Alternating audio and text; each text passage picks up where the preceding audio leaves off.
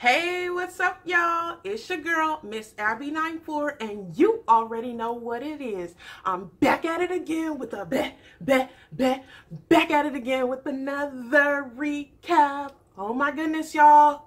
We getting down to the wire. We have made it to week 8, so you already know what you got to do, boo. You got to stay tuned.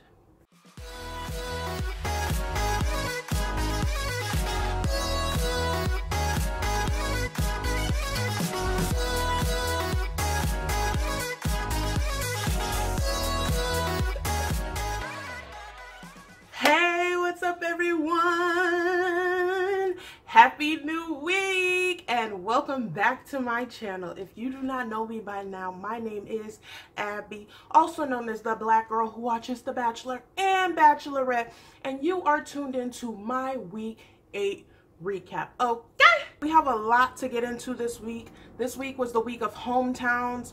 We went to 4 hometowns. We met 4 very different families, and I know y'all want to know what happened. So before we can even get to that, please make sure you like, please make sure you subscribe, and then while you're at it, leave a comment. Let me know what you're thinking, how you feel, and turn that notification bell on because y'all do not want to miss the recaps coming with the finale coming up. Just don't be caught slipping, okay? All right, so we start off the episode with Becca talking about how she's feeling about being in this week of hometowns. We're hearing her say that she's super excited to be where she is. She understands that she's getting close to that engagement and that proposal, and that she really likes the solid group of guys she has left for the top 4. We have Colton, we have Garrett, we have Blake, and we have Jason. Now, I think y'all kind of already know how I feel about each one. And I did say last week that I am Team Blake. Well, I'm like halfway Team Blake, halfway Team no one. I definitely declare Blake as the best person for her to pick up until now. And I definitely will kind of go into how my feelings are maybe changing regarding the guys and just the little things I see. So definitely let's get into these hometowns. So the first hometown up is Garrett. Now we know Garrett is from Central California, and we're hearing Becca talk about how solid she feels about Garrett. She says that she always feels chemistry with him. She always feels really excited to see him, and she loves spending time with him. And going into this hometown, she is just hoping that she can figure out how his past will influence their future. We arrive in Garrett's hometown, and the first thing we see is them outdoors. Just outdoors, y'all. They are I see them in some comfortable outdoors looking outfits. I'm just like, what y'all about to do? What's he about to take you to, girl? Becca does run into his arms and jump on him and straddle him like she just straddling him all over, and he's hugging her so tight. So it's clear to me that Becca has missed Garrett and that she's very, very excited to be in this place of Central California, wherever in this place of California they are. He's really into agriculture and planting your own food and farming, and he just like hop in this tractor so we can start planting these tomatoes. So they hop in this big ass tractor, which, by the way, there was like somebody driving in the back of it. So I don't even think Garrett was driving it, but let's just say he was. This is what he grew up on. He grew up planting his own food, being outside, you know, farming when they can. And he was like, this is what he would want to pass down to his own family. And he just starts asking Becca, is this something you would do, you know, with your kids? Is this something you could see your kids doing? And she's like, yeah, I could definitely see my kids doing this. And he asked her, is this something you could do? Like, would you be having fun in the outdoors and agriculture? And she just keeps saying, yes, yes, yes. I'll do anything for you, Garrett. I'll do anything. All right, sis, calm it down a little bit, just a little bit, sis. They're in this tractor, you know, moseying along, planting these tomatoes, and she is just like looking at him like he is God's gift to the world, y'all. Like, she is so attracted to the fact that he's so like just outdoorsy. He's coming off like a handyman, someone who appreciates like the simple things. And I think that she's so attracted to the fact that he's really selling the dream of being like this ideal, like Midwestern type of lifestyle dad. And she is saying the same thing in her confessional. She's saying how she just loves how attractive he is outdoors, how committed he is to like just everything traditional, and that she finds is very sexy. Like, she could see him being a really good dad. And I'm just like, there's more to a man than if you'll be a good dad. Like, sis, don't forget about your needs, okay? The next step of their outdoorsy tour is to plant roses. Now, he says that you've given me a bunch of roses, so I want to plant roses for you. And of course, she gets all giddy over that. Oh my God, that's so sweet. Da, da, da, da. I was just like, okay, that was kind of cute, but let me see how y'all really about to plant these roses. So they walk up to this little plot. Literally, it's empty, and there's like a bouquet of roses. They dig the smallest hole and basically put this bouquet of roses in the ground, and that's them planting roses. I was just like, this is the outdoorsy man, you sis. As corny as I thought that was, Becca is swooning over this fact. She loves the fact that they're doing things outdoors and that he's continuously telling her how good of a father he'll be and how good of a husband he'll be and how committed he is to certain the only word I can think of is traditional types of activities that will work well for family life. So whatever Garrett's doing, he's doing it well, and Becca keeps swooning, and I just continue to see warning signs. Like, to be honest with y'all, with everything that's come out about him, obviously I can't root for him, but it's just like, here I was just like, I need more depth from Garrett. Like, I need to hear more about who he is besides this like dream he's trying to sell. He's trying to sell this like, I would be a great dad and I'm the quintessential American father. And it's just like, I need you to show me what you're gonna do for my sis. Like, who are you to her? Like, what love can you give to her? Yes, you make her smile and you make her laugh and you're super like fun to be around for her. What are the qualities of love and like the qualities that I'm looking for a lasting marriage? Like, at the end of the day, they're gonna come first before they have kids. They need to be solid. And I'm just not seeing a connection that seems like is built on a strong like connection between the two of them. I just don't see him trying to meet those needs. It always seems like he's trying to sell this dream of who he could be as a father and as a family man. And I'm just like, I need y'all to love each other. I need you to love her. I need you to be obsessed with her. And I'm just not getting that from him. Garrett and Becca do sit down and he's briefing Becca on who she's going to meet at his home. Now, he tells her she's going to meet his mom, his dad, and his sister. So Becca just wants to iron out any concerns that they might have in their relationship before they face his family. So she does ask him again, how are you feeling about me meeting your family? And he's just like, I'm feeling great. I feel very confident about you. I feel like who you are and who you've been to me has just been so great. And I'm just so excited that you get to meet my family. He also says, you know, with my past and having my ex-wife, I'm just glad that I'm getting a new opportunity to bring someone more suitable home. Now, Becca is just like, is that the only woman you've ever brought home? Or is that the last woman you brought home? And he says, yeah. And she's just like, okay. For like the millionth time, Becca is curious about this ex-wife, as she should be, and she asked him, how did your family like feel about her? My family from the jump didn't like the fact that she was kind of taking me away from them. I saw less of them. He basically insinuated that his ex-wife controlled their whole life and it took him away from his family, and his family didn't like that about their relationship. And he harps on a memory of having his family in town because he doesn't live.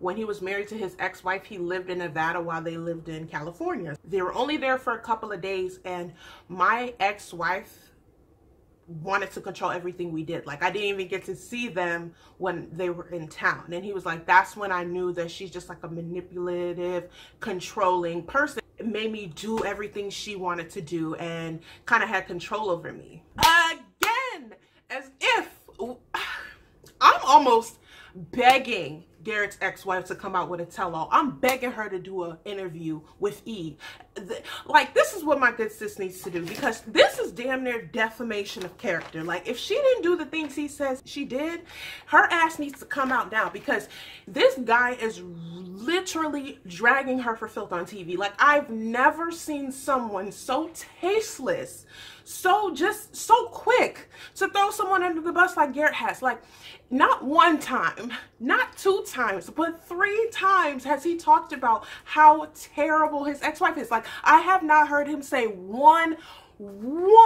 good quality about her. And I keep telling y'all, this is a trash man. I'm not gonna say, I do not care. This man is trash. Becca, this man is trash. The way he speaks about someone he loved at one point, someone he committed to and married, tells me everything I need to know about him. Every single time he talks about his ex-wife, it's something very, very negative and defamatory. I just need her to come out with a tell-all, an interview, or a book, because at this point, he deserves that. If I was her sitting at home, that's what I would do. But irregardless of that, I think what annoys me the most is the fact that Becca seemingly always takes his side, always takes up for him, always says, oh, you were so strong for going through that, and always tries to ask how she can avoid that with his family going into this hometown. When I see Becca with Garrett, I see someone who is weak for a man, who is literally listening to what they're saying and not listening to what they're doing. The signs are there. The warning signs have been there, and Becca continues to listen to what a man like him is saying without watching his actions. His actions are saying all that you need to know. He's a very distasteful person.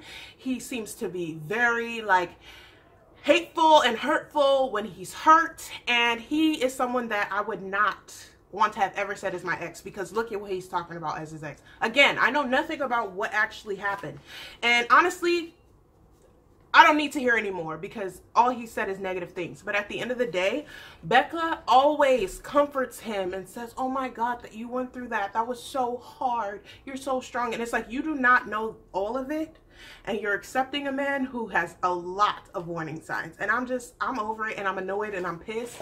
And it's just like, Becca, sis, you're gonna have to learn the hard way with this one. So we arrive at Garrett's hometown, and Becca and Garrett are greeted by his family members that he briefed her that they would be meeting. And it seems like the energy is very warm and very kind of bubbly and energetic. So the whole family is sitting around the couch, and they're all talking about, again, Garrett's past. They mention how they don't want to see Garrett ever like that again. They went through a really hard time with him, and they saw how he changed in his past marriage. But it's clear that this ex-marriage, or this past marriage, left a really bad damper on his family, to the point where that's kind of the first thing they want to tell a potential new fiance. I don't know, it's just weird, but yeah, sure. First person to pull Garrett aside is his older sister. Now, he and his older sister sit down, and she starts asking him, how are you doing? How's this relationship going? I see you so happy, and that makes me happy, because again, I remember how you were in your last relationship, and that broke my heart as your older sister, and I just don't want to see that again, but I see that you look really happy. And he tells her, yes, I am really happy. It doesn't remind me of my past. It encourages me to move forward. And the sister's just super happy to hear that, and just keeps telling him to make sure to really watch for the signs of who she is, and just keep following his heart, and that in the end, if his happiness in the end is the most important thing. Then we see Garrett talk to his dad, and his dad is really just asking him again, how are you doing? How do you like her? What's been going on? And he just tells his dad that he told her that he's falling in love with her, and that he sees like a future with this girl. Like, he's just like, every time we're together, it's so much chemistry. Again, his dad mentions that we just want you to be in a better relationship, because it really did put a lot of strain on the family, seeing you go through that hard time, and personally seeing how hard your mom took it. Like, your mom is super protective, so what she thinks is going to mean a lot here. And we're happy for you, but we also just want you to remember to hold on to the past and make sure it informs your future. We do see Garrett's mom and Becca speaking, and she's starting to ask her, how do you feel about my son? She just tells his mom that it's always been a spark since the beginning. He's just a carefree type of guy. He's a really good person to be around, and he's always been attentive to her needs. I see that you completely understand what he's gone through. And Becca jumps in and just like, I know all about his past relationship. I know how hard that must have been on him, and I just don't ever want to come in the way of his happiness. I want to be like a really good partner and a really good person, and I think the relationship we built speaks for itself. Like, we're in a really good place, and I just really like where we are, and I can definitely say that he's here for a reason. And I think that seems to be enough for the mom, because she doesn't press Becca too much, but I think that she's saving her comments for when she meets with Garrett. So Garrett's mom and Garrett sit down. He was just like, Mom, I'm really excited about this girl. She makes me happy. I don't get those fears and those feelings that I had in my past relationship. His mom agrees that she seems like a really great girl, and they are entrusting Garrett with this decision. And she does ask him, do you see yourself getting engaged? Like, it's been a while. Are you ready for that? And he says that he's falling in love with her, and that he can see himself with Becca. I definitely think that she's keeping her good eye on this relationship. Not that she can do much, because he's about to leave out the house and go back on the show, but I think she's keeping her good eye on the situation. And honestly, like, the vibes of this hometown was I don't know, it was a little weird how invested they were getting in the exposing of the past relationship. I would have loved them to just be like, yeah, we want to see him with the best person, and like, we didn't have that in the past, and just leave it at that. But they was going into it like Garrett, and I was like, maybe he picked up these tendencies from y'all. I don't know. The mom was very protective, and like, I'm a mama bear, and you're my baby cub, and I was just like, okay, sis, are you ready to be in this family? I'm just telling you, run. They do end the hometown, and they meet up outside and start hugging and kissing. And one thing Garrett does tell her is that his mom seems to really like Becca, because I think that's a fear that Becca had, and that lights Becca's face up. Like, she's just so relieved to hear that his family took a liking to her.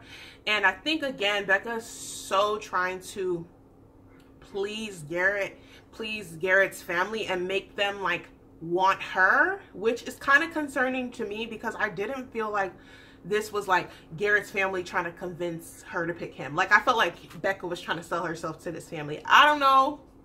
I was not liking the vibes. I didn't feel like the family was trying to, you know, hype Garrett up. Like, they was trying to figure out if Becca was a fit, which is fine, but I'm like, boo, this the Bachelorette. This the Bachelorette. Sis needs to play her cards better, because she was showing a little bit of like, she basically gave the control to Garrett and his family, and I was not having that. I was like, what? So now it's time for the second hometown, and this hometown is for Jason. So we are in Buffalo, New York, and we see Jason and Becca meet up, and they hug, and they're so excited. Like, I don't know, I really like their vibes. I feel like this chemistry has been simmering and simmering and simmering, and it's finally to a point where I'm like, this is such a normal relationship. When I see the two of them together, I see a couple that I think could work in the real world. Jason welcomes her to Buffalo, New York. He tells her, you cannot come to Buffalo without having some buffalo wings. And so that's the first thing they're going to be doing. So he takes her to like a nice little, it looks kind of dive bar-ish, and there's a sign that there's gonna be a wing eating competition. Now y'all, Jason with this date might have just got my top pick. I don't care. I think it's cool to choose things that your city is known for and do like more interesting, fun activities. Like these cookie cutter farming in freaking California, like do something else. But eating wings? Oh, you had my heart, baby. They're gonna be doing this wing eating competition, and of course there's two people they're going against, and there's an announcer. So they sit down and they have a lot of wings in front of each of them, and they ask her, Becca, now that you're in Buffalo, what type of sauce, ranch or blue cheese? And she was like, ain't no ranch in Buffalo, bitch. And it seems like the crowd was super into that, because I guess blue cheese is the answer in Buffalo. I probably would have got booed because I would have chosen ranch, but that's beside the point. They start the clock and they start eating the wings, and Becca and Jason are just like flirting as they're doing, like they're not even like trying to eat as much, which again, like if this was me, my ass would have been eating all the wings. Like stuffing the wings in her face, smearing sauce all over her face, and she just keeps returning the favor to him. And their chemistry is just like super goofy and funny. Like they're giving me like third date vibes. One thing I do notice is that our good sis Becca was not eating those wings properly. Like sis was taking a bite and throwing them in the bowl, and I'm just like, boo, don't waste no food.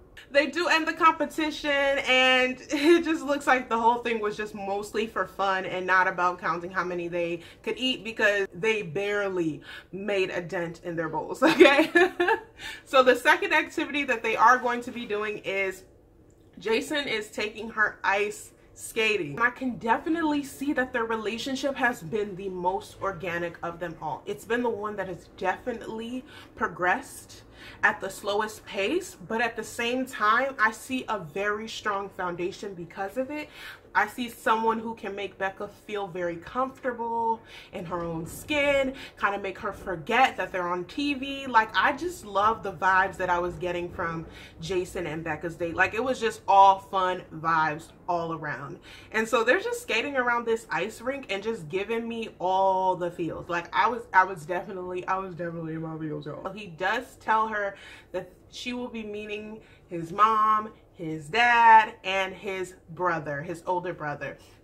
So she just is like, what is your family like? What are they gonna want to know from me? And what can I expect? And he's just like, honestly, they're probably gonna question our connection, seeing as how it's been kind of a little bit slower, but they're going to love you and they're going to love our relationship, and just be yourself and the rest of it will fall into place. So they do arrive at Jason's home, and it is a really pretty house. His mom greets Becca super well and super warm. I could just tell that Jason's family is very close-knit and also very welcoming to outsiders. Like the energy that his mom and dad gave Becca was just like beyond this world. Becca and Jason's mom do sit down to have a conversation, and Jason's mom is just like, you know what, he has been in some tough relationships, and he does have a fear of getting his heart broken, and as his mom, I don't want to see him heartbroken, and I don't want to see him hurt. Jason's mom asks Becca, is she, you know, confident that she could get to an engagement in this process? Like, is she confident in the guys? And Becca just says that she's super happy with where she is. She still has a lot of stuff to flesh out with the relationships that are left, but she's very hopeful that she can get there at the end of this process. Basically telling his mom that, I don't know if it's your son or all of that, but I'm hopeful that at some point I will realize who my guy is, and that my guy is actually in this group of guys left. So I definitely saw the mom's reaction kind of like peep, like, Mom's definitely peeped the tea and noticed that, I don't think Jason is at the top of the totem pole. And I could just tell with the energy of the conversation that Jason's mom is kind of realizing that maybe Jason is not the one she's going to pick. So Jason's mom does go back to Jason and start asking him, how do you feel about your relationship? And he tells his mom that he is so happy with her. He literally only wants to be around her when he's not around her, and he's just excited about where they are. And she's just like, honey. I just sat down with her, and one thing that I can say is that I couldn't get a reading on how she really feels about you.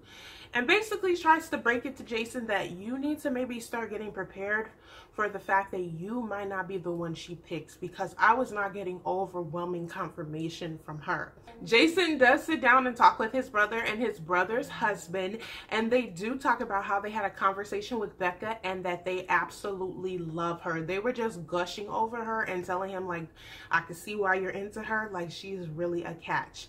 And I definitely thought the conversation was so cute, because the brother was honestly just trying to encourage Jason to go all the way in.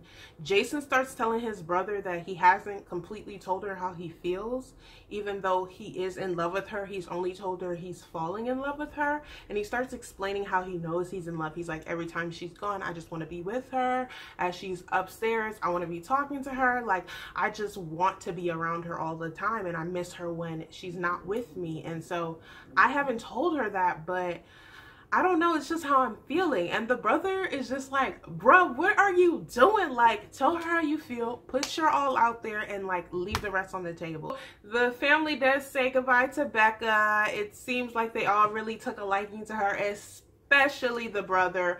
Even though the mom was a little bit concerned, it seemed like his dad was warm towards Becca, and that the conversations went relatively great. So they are standing outside of his home, and Jason is hugging her, like, and looking into her eyes so passionately. And he basically tells her that he is no longer just falling in love with her, that he's in love with her, and he's so happy to confess that to her. And Becca is so giddy, y'all. Like, they're literally staring at each other in the most romantic way. It's literally, the scene is just dark and there's a little bit of lighting in the background, and they're gazing into each other's eyes. Like, it's super romantic, and I think it's the sweetest I love you of the season so far. I'm kind of watching out for Jason, y'all. I don't know. I'm kind of liking him right now, I'm not gonna lie. Now it is time for Blake's hometown. Now Blake brings Becca to Bailey, Colorado, which he has told us is a small town in Colorado, and he has quite a day planned for her. We know Blake for being a very, I think, in tune with his emotions, very open book. Even though he doesn't consider himself to be someone who easily opens up, Blake spills the damn tea about his whole life, and I think that that is gonna be a theme in what we see in Blake's hometown. So the first stop is Blake is taking her to his high school in Bailey, Colorado. Like, that's how y'all know that you in a small ass town. The place you gonna take your significant other is your damn high school. Like, might as well take her to the grocery store you went to every week too. Like, damn. He's showing her around the halls of the high school, and they kind of make it into this collage and wall of like important people from the high school, and on that wall is Blake in a football uniform with long ass hair. Like, she literally was like, oh, you look so cute, oh my god, this is really you. Honestly, when I saw the picture, I literally was like, who is that? Because it looked to me nothing like Blake does now. Like, I was just like, his head wasn't even square. Then he does tell her that she's going to meet some of his old teachers and principal. So they go into different rooms and they meet the different staff members, and Becca's super excited and giddy. And one thing I really like about Becca is that she always is super high energy when she meets new people. I think it's just one of those Midwestern values that I love about her. She's always very energetic and polite when she meets new people. So I thought that was super cool. They end up in Blake's old library. So he sits her down and he tells her that he has something that he really wants to open up about that also has made him into the man he is today. When he was in his, I want to say, senior year of high school, his high school was victimized with an active shooter. Someone came into the school, the code white was called, everybody was panicking and running and doing all of these things, and he just remembers the day of just being stuck and being stuck in fear, and how he remembered his mom being in the school and thought about all of his friends and thought about all of the moments that they had in this building, and how now someone was coming in and kind of causing this mayhem and potentially taking lives. Unfortunately, one person did die during the shooting, and that day changed his outlook, his perspective, and how much he values life entirely. He said that is why he is so adamant about not taking any day for granted, any moment for granted, any love or connection for granted, because his whole identity changed that day. I felt in that scene, I felt the raw emotion that Blake was feeling. I felt the pain, and it really did make me so emotional. Like, we know that this is something that is going, it's so relevant to what has been going on recently with active shooters in schools and taking the lives of young children, and how heartbreaking it is to hear about these tragedies, and to know that that has affected Blake, and not only affected people he knew, but also how he views life in general. And it's just another layer of Blake that we're getting to see that I absolutely love. I absolutely enjoy how vulnerable Blake is and how open he is to talking about his past, because these are the moments that I want to see on TV. You know, sometimes it's not about the he and the ha and the funniness. Like, I think Blake definitely brings a certain level of realness to this show. He really bears it all, and he is not afraid to open up on camera, and I think I absolutely have to salute him for that, because it's just something that not everyone could do. I know I couldn't do that. It's hard to do that in front of so many people, and I just admire that he's so open in that way. And I can just see how hard he's been working on himself, and how much he values his hard work, and also how great of a guy he is. Like, he's really consistently proving to me that he is quite genuine. He might be a little bit emotional and a little guarded, and some might say he's a little beggy and whiny and comes off childlike, and I do see a little bit of those qualities. But when it comes to someone, there's something so genuine about who he is, and there's something so alluring. And I think that even though his crush on Becca and his love for Becca could feel a little childlike, I think it's something that is based on true love and emotion. And I know that someone like Blake would grow with her. He would be willing to put in the effort and put in the time and continue to work on himself.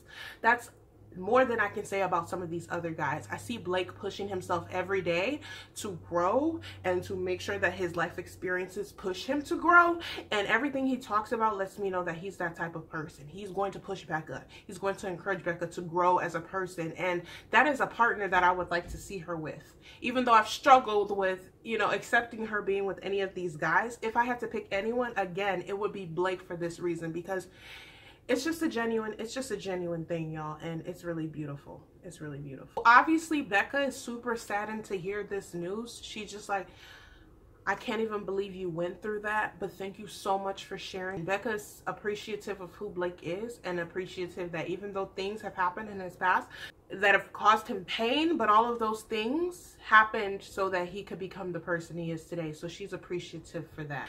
Once they leave the library, Blake does announce that he has one extra surprise for her, and he tells her that you're going to freak out. So they head into his auditorium, and there's a concert going on, and it's apparently Betty who?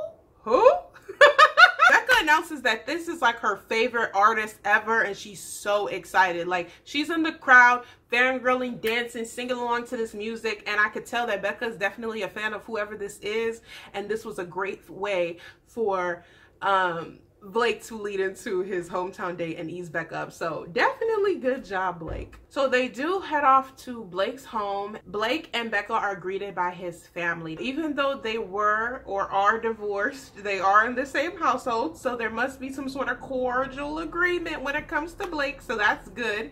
Blake does talk to his mom, and he tells his mom that he's really into her. He's like, Mom, I'm in love with this girl. Like, I've told her I'm in love with her. I put all of my cards out there, and I do not regret it one bit. And she's just like, are you sure about this? Like, are you sure about how you're feeling? Because are you sure she feels the same way about you? And he's like, I honestly think so. I think that we're on the same page. I think that she does feel the same way about me, and I'm putting it all out there. And his mom just tries to reel him in and say, I don't want you to get so invested, because you have been through a horrible heartbreak 2 years ago. It was to the point that you were saying that you don't think you're going to find someone ever again, and you don't believe in love ever again. And that was so hard for me to see you going through that and feeling like I couldn't do anything for you. So for you to be so invested in this woman and know that you might get your heart broken, it's hard for me to see. And he's just like, Mom, I know, but I'm confident in where we are. Blake talks to his dad, and he basically tells his dad that he is feeling her. He tells his dad the same thing he tells his mom, and his dad is the one that's like, Blake,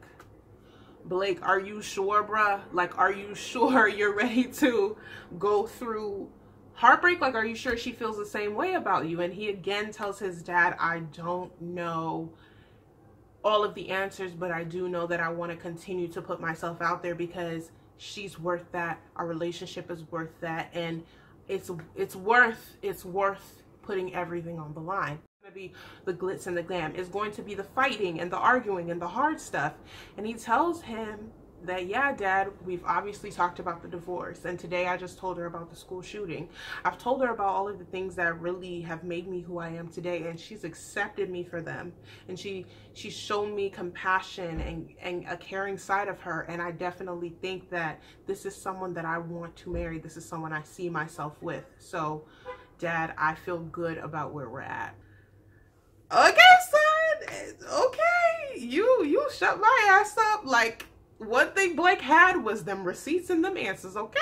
He said, y'all are not about to catch me off guard. I got all the answers for you. That's my woman. And she ain't breaking up with me, so what's good? Becca does talk to Blake's mom, and she does tell his mom how incredible he is and how far they've come and how much she admires everything that he's gone through. And his mom does again bring it to the attention of Becca that he went through a horrible heartbreak 2 years ago. Becca's just telling his mom that she has strong feelings for him and that she loves where they're at, and that she's so happy that everything that he's gone through, it might not have been an easy road for him, but it's made him who he is today, and it's someone that she absolutely could see herself with.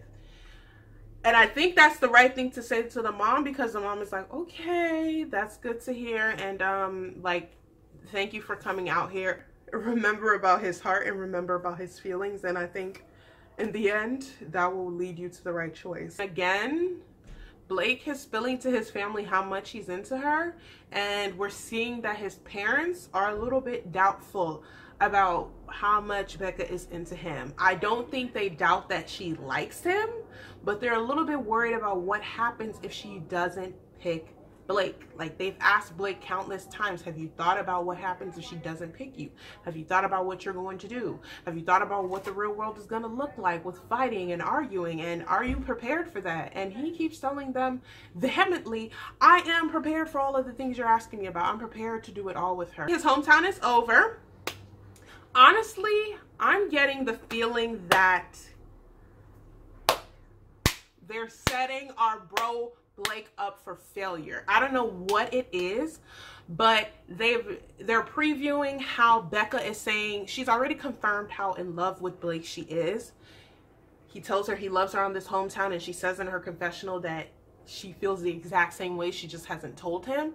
And I think that's enough to let me know that they're setting us up for something, because we're not hearing any confirmation of her loving anyone else. And I just don't think that they would be so obvious with the pick like that. I don't think they would air this footage if it wasn't to show that she doesn't pick Blake in the end. And that thought is already got me like uncomfortable. Like, I'm just like,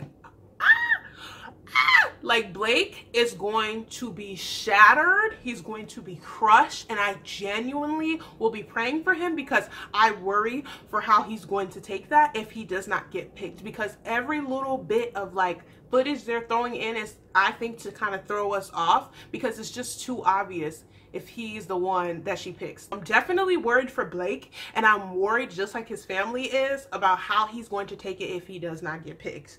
But it seems like that is not on Blake's mind as they're walking out of this hometown, because he's hugging up on her. He's telling her how much he's going to miss her. She's holding him so tight and telling him the same thing. They leave on a very high note with very high energy, and I think that, again, Blake is the top contender for me for all of the reasons I've discussed, and I'm truly hoping that none of this comes to blow up in his face, because I don't know, y'all.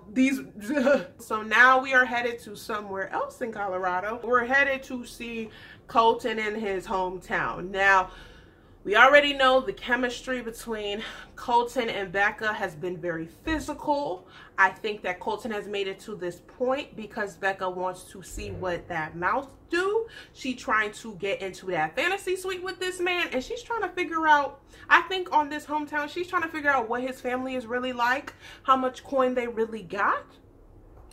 And if she can convince him to get it on in that fantasy suite. I know it sounds brash and it sounds out there, but I genuinely believe that that's what Becca's thinking going into this week with Colton. The first stop that Colton tells her they're going is he's going to take her to the Children's Hospital of Colorado. Now, we know that Colton has a not-for-profit for cystic fibrosis. This is a soft spot for me. I absolutely adore this, and I adore that he took her here, even though I do believe it was kind of a little plot to be the good guy with the nonprofit, because, you know, I already explained that there's 3 Coltons we've been sold, and at this point I'm not mad about it, because we got to see some beautiful children with the most incredible energy in a predicament that's truly unfair. But it did shine a light on some of these kids that don't get enough attention, and I definitely admired that Colton did this for his date in his hometown. They are like painting with the kids, coloring with the kids, and Becca is truly such a super good energy around kids. Like, I could see why she prioritizes having a family so highly, because she really does have great maternal instincts. Like, she's so cute around kids. She's kneeling down with them, coloring, like engaging with the children, and I can tell that she has a soft spot for this date and that she's truly having a good time. Colton does sit down with his dad first, and his dad, he describes his relationship with his dad as very coach son-ish, and I definitely think that came across in their energy of their conversation. Now, Colton's dad, how I could describe him is he's not for the play, which basically means he's not about playing around. He wants to know the hard facts. And he asks him, does she know about your past with Tia and your past relationships and just who you are in general? Like, does she know the hard stuff about you? And he's just like, yeah, Dad, we've had those hard conversations, and I think that she's still interested in me despite having those hard conversations. Then he's like, okay, have y'all talked about her past with Ari? Like, are you sure she's ready to be engaged after what she went through? And he's just like, honestly, Dad, we haven't got too much into that, but I do understand that there's a lot of things I don't necessarily know about her, but I feel like she's gotten exposure to who I am, and I'm excited to hear more about who she is, and that doesn't stop me from really being into her. And his dad is just looking at him like, boy, you better try again. Then Colton's dad sits down with Becca, and he basically asks her the same questions to her face. He's just like, have y'all talked about Tia? Have you talked about his past with Tia? And she's just like, yeah, we've gotten into it, and it didn't really hinder anything between us, because I recognized that it was one night between them. It was pretty much insignificant, and we've moved past that, and it seems like we're on the same page about that, so that hasn't been too much of a barrier. And then he's like, okay, we know that you were just engaged, like, have you talked about that with him? And Becca admits that she hasn't necessarily got into the details with Colton, because he hasn't really asked a lot of questions about Ari, but she does believe that there is an open door there, and that they are on the same page about just being open and being ready to talk about those things as they progress in their relationship. One thing Colton's dad does ask Becca, being that they haven't had these deep conversations, and being that she has been broken up with and blindsided, he asks that she does not pick him if she's not all the way sure about him. He begs her that if she is not clear on their connection, she's not clear on if he's the one, please do not have him get on one knee. He was protecting his son and his interests, and I can definitely tell that maybe dad was trying to, you know, protect the bag, because I don't know what the energy was, but it was definitely very protective. So then we see Colton sit down with his mom, and his mom is quite skeptical about how he's feeling, and he does admit to his mom that he is a virgin, and also that he's actually in love with Becca. And his mom is definitely taken aback by this news. She's looking at him like, what? You're in love with her? Even though I haven't been intimate with a woman, I've been able to open up to her, and I could see myself getting engaged at the end of this. And his mom is literally looking at him like she's looking at somebody she ain't never seen before. She's looking at him like, what? You're serious? I feel like he's never been that open with his mom. Just the energy I was getting, it just seemed like she was looking at him like, I ain't never heard you talk like this, and I don't know if it's because of these cameras or if you actually are in love with this girl. I could see it on his mom's face. She was just trying to figure out what was going on. So then his mom sits down with Becca, and Becca does start off the conversation a little bit awkward, because the mom does ask, do you have any concerns when it comes to him? And Becca's like, now that you asked, actually I do. He has kind of expressed to me that he hasn't had a lot of relationship with experience, and he hasn't been intimate with women. And the mom literally, like, you can see her face like, did this girl really just try to talk to me about the fact that my son ain't had sex? Like, I don't want to talk about his sex life right now. And his mom admits that she did not know that. She actually just found that out from Colton, which again makes me feel like they're not as close as maybe he was letting on. But again, maybe it's just a different type of relationship that they have.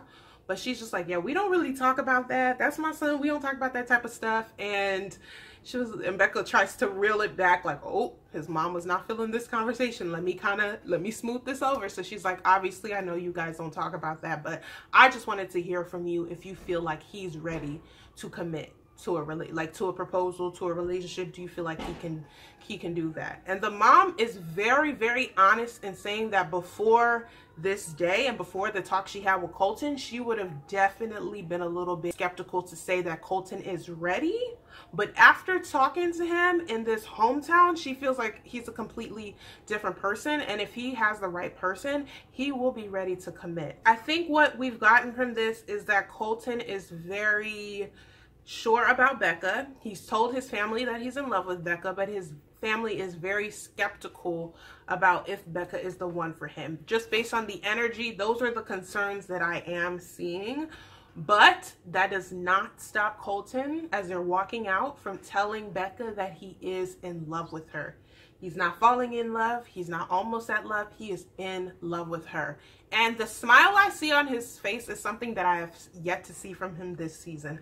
I see like a childlike grin, a childlike emotion. Like, he seems like this is his first time really saying he's in love with someone. I just don't actually believe that Colton is all the way in love with her, but I don't necessarily think he's just saying it to say it either.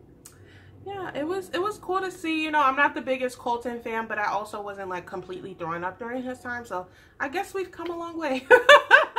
Now, those are the end of the hometowns, but we are not done for the episode. She needs to debrief and get some advice from some of her girls.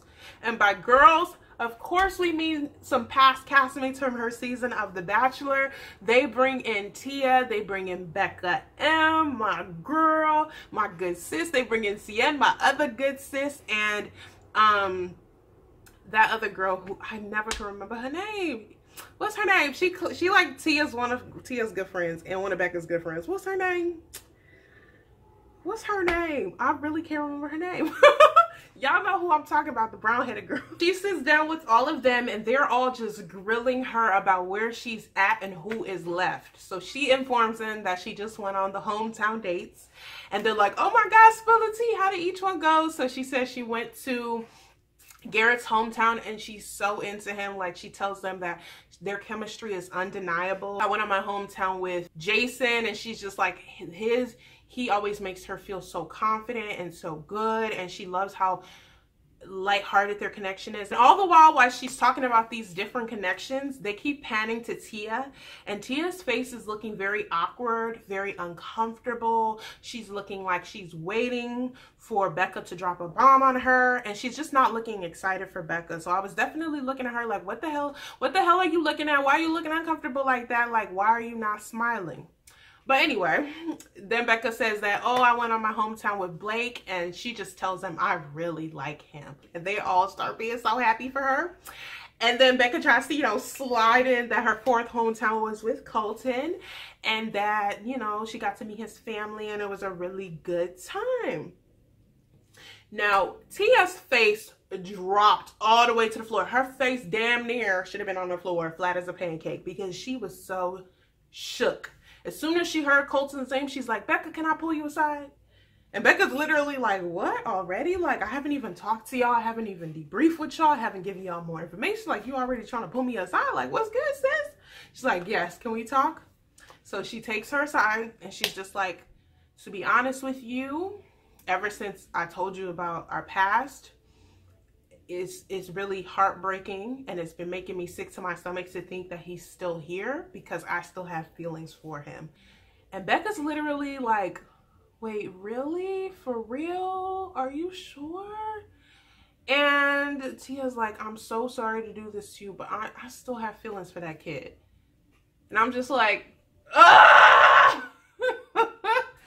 Oh my God. Every time I try to like Tia again, she does some shit to make me not like her. I'm sorry, but this girl is attention seeking. Like, I don't know what else it is.